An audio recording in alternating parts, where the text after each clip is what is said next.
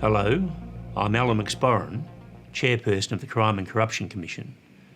The CCC has a lot of powers and capability to investigate all types of corruption, but sometimes we can't kick off our investigations without your help. The reports we get from people like you are vital to the work of the CCC. We carefully consider and examine each and every piece of information you give us. For example, you might have seen a private company being awarded a public contract without following a proper process, or someone's friend or family member being appointed to a position, even though they're clearly not the best person for the job. Have you, or has anyone you know, ever been told by a more senior person to alter a recommendation you've made without a reasonable explanation?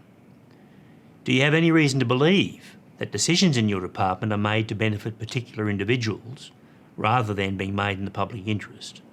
If any of those things are happening in your department, they shouldn't be. That could be corruption, and you can help stop it. If you've seen or heard something that doesn't look and feel right, we need you to tell us about it. You don't have to have all the details. Whatever you've heard or seen could be part of the bigger picture. You could hold an important piece of the puzzle. Just tell us what you know or suspect, and we'll take it from there.